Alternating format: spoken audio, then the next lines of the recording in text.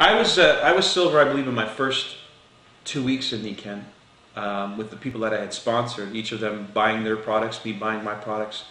By the end of I think it was the third or fourth month, I was gold. And then platinum by the end of the first year, at which point Niken was launching in Mexico. I decided to get out to Mexico and help them get that going, and I spent some time down there sponsoring a number of people, and in that work, in the following year, 22 months, I went diamond.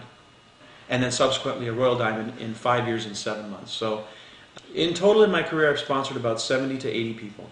Most of which who got in the business really to buy wholesale. Some of which who got in the business to really build a business but didn't.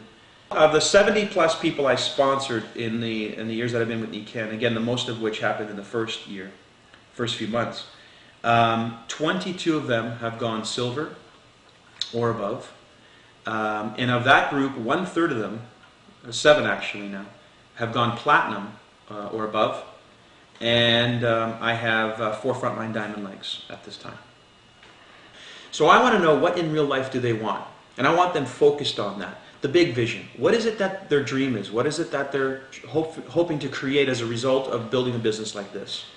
And if I can get them focused on that, they're going to be excited, they're going to be energized, and when they're talking to people with what it is that I want them to do, which is really set up appointments, they're going to be talking to them with great enthusiasm.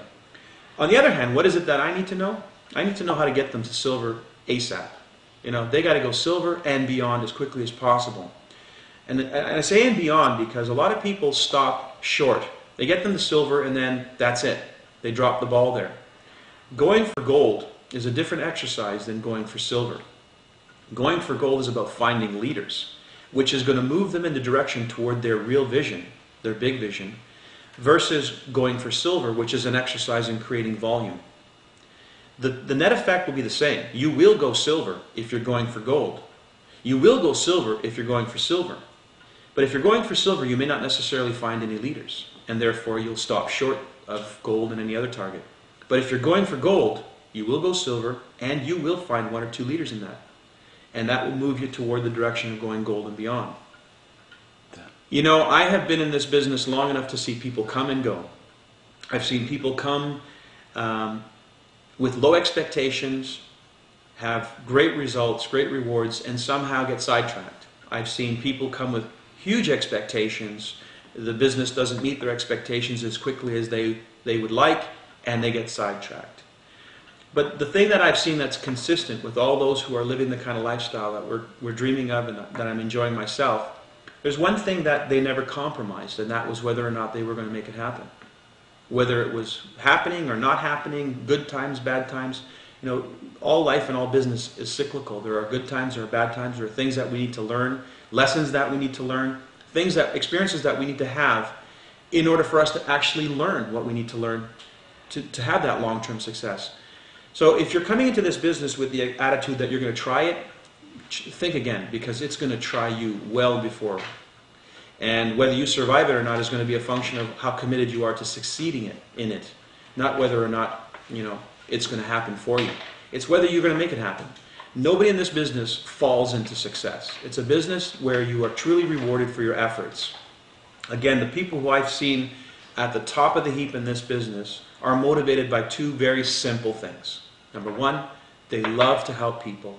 And number 2, they don't mind at all making money doing it.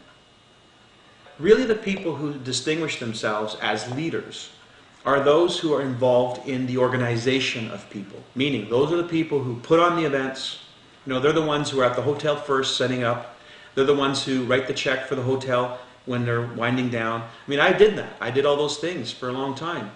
And so the leaders are the people who I see doing that activity. They're the ones who are responsible at a different level. They're looking at the organization. They're looking at, you know, the field of dreams. If you build it, they will come. They're the ones who step out and say, you know what, we're going to have this meeting. And if I'm the only one there sipping coffee, then that's the way it's going to be. I remember there were times when we would have an executive lunch organized. And we'd have sandwiches and coffee and tea and all kinds of things, all kinds of great things, and expecting a good crowd. And in the end, we would have a very expensive lunch. And because there was only those of us who were actually organizing the event. And that happens, but those are the things that you have to be prepared for if you're going to win big in any business. You got to be prepared for those times and not look at them as the end. They're just one day of a series of days that there'll be better times.